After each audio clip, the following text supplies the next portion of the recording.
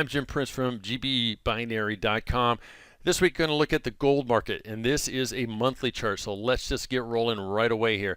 You can see I have this range marked out, and this really goes from the highs here right around the 1400 level down to about the 1050 level, coming all the way back here to June of 2013. That is the range, and at the moment price is really right at the lows rectangle I have drawn in here, right at support of that. We also have right below that, we have this blue moving average here, right here. That's my 21 SMA prices just above that. And of course we have this uptrend line. You can see I have the triangle pattern marked here on the monthly chart. Energy is pretty flat here. My momentum, both indicators are very flat. So on a monthly basis, not much momentum in either direction here at the moment, and that really kind of coincides here with the sideways action of the last many months here. Let's go down to the weekly chart.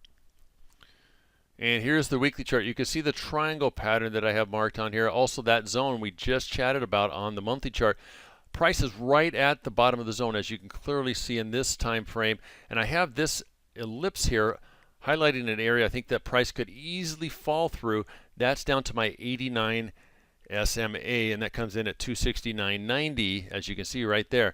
That means the market could fall another $20 or so before we get a reaction. Of course, that's here on the weekly time frame. Energy is clearly to the downside here on the weekly chart, which we really couldn't see on the monthly chart. The monthly chart was clearly sideways here, but we're clearly down here on the weekly chart.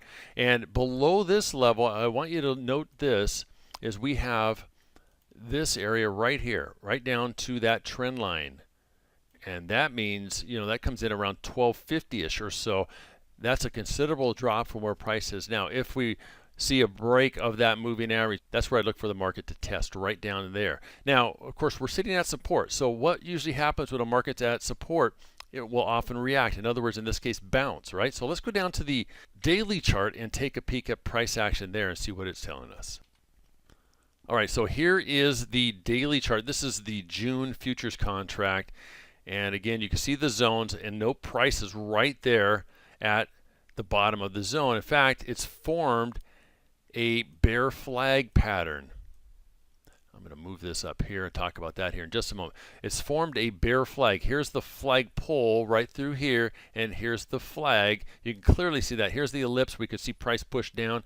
In fact, just using a projection here based on the size of the pattern, if we kind of measure from the highs here down to the lows, we could see a potential breakout, and that would put price down in here, which, you know, kind of comes right in that 1250 level. Look at that. There is support there as well.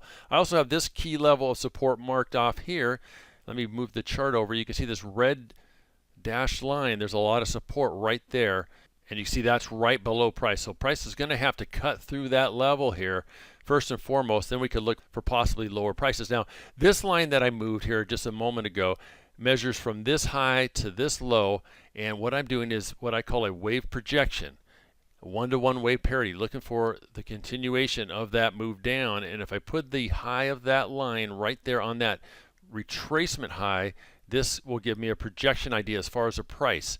This just gives me a rough idea where price could potentially move to, and that comes down to right around that 1269, 1270-ish level, right in that ballpark, as you can see. So in addition to that, we have downward momentum that's kind of flattening out. And note here, I've drawn a trend line from this low on momentum to this high, also the same time on price.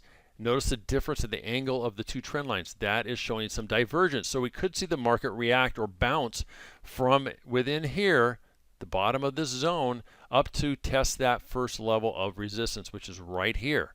We could easily see that if we get a couple days action to the upside here, it doesn't have to be much, but a little bit to the upside, we'll clearly see these indicators being divergent. If the oscillator goes divergent, then we'll have what I like to call double divergence, and we have a high probability of the market coming up and testing this area. If it does, that could provide us another entry opportunity in this market. So these are the things I'm watching for this week. I let price action and momentum dictate what I'm going to do, but now that I've done an analysis here on the market, I have a good idea of what some possibilities are here going forward. Most of the energy, most of the signs here telling me that price more than likely to move lower, but we have a high probability if we get divergent here on this indicator especially, that we have the opportunity to see the market bounce and probably test the lows up here. The lows here around 1304-ish, right in that ballpark. All right, so some things to keep an eye on this week. This is the gold market once again. I'm Jim Prince. God bless. We'll see you again next time.